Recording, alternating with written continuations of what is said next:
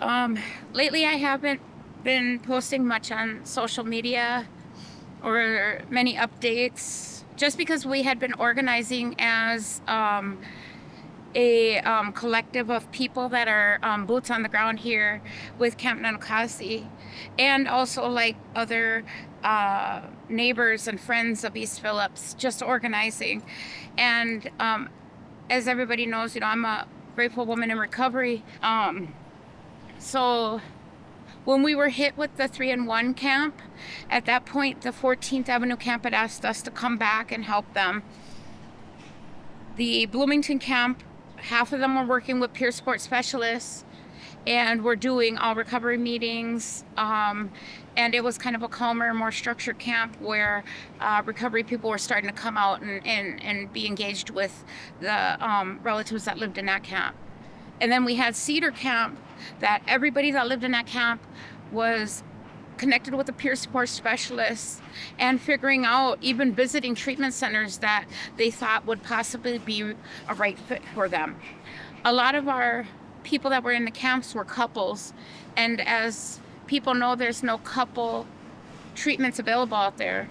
If anybody knows of any treatment for couples that's available out there, please write us in our on our page, Camp Nanocasi, and one of our people will get back to you, or they'll pass the information on to me.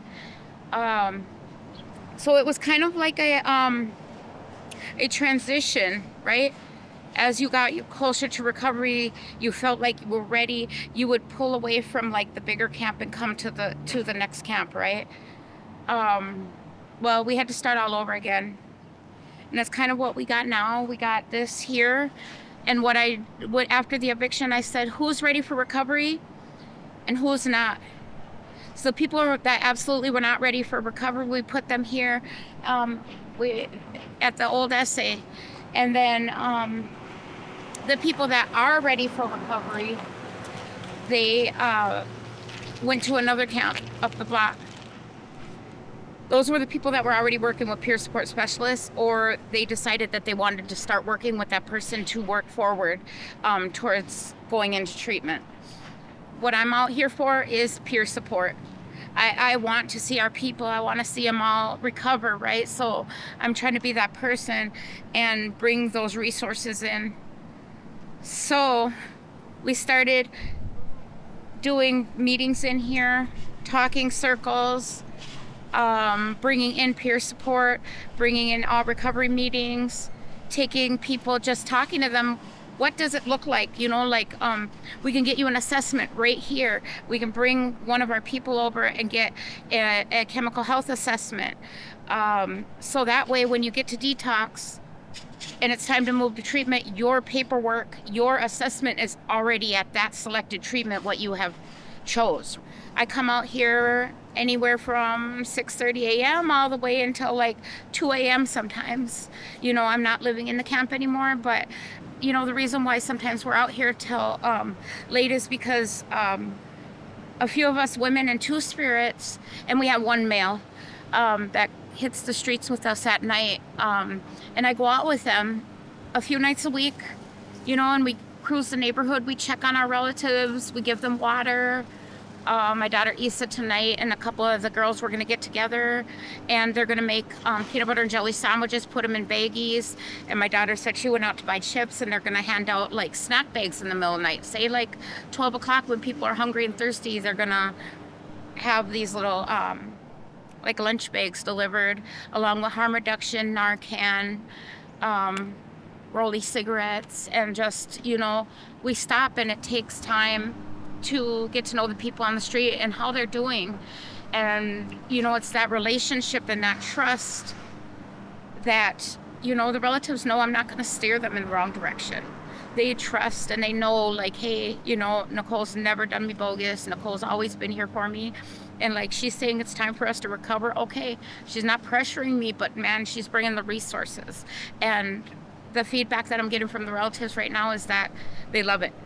They love it. They haven't seen this type of recovery support in a long time, and they're really enjoying having the peer support specialists come in and talk with them and do meetings inside of the camp.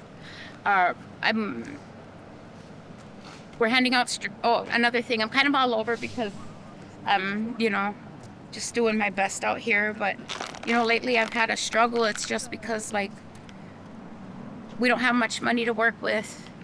And I got frustrated. I'm like, we need tents because these evictions keep happening. So we want to support Supply Depot. We need, like just peanut butter and jelly, breakfast supplies, all of these things we need, right? And it's like, how do we get them, or how do we get enough support to do this? Because it can't just be me. It can't just be, other people that are doing it. Like, we all got to come together as a community and help people out here.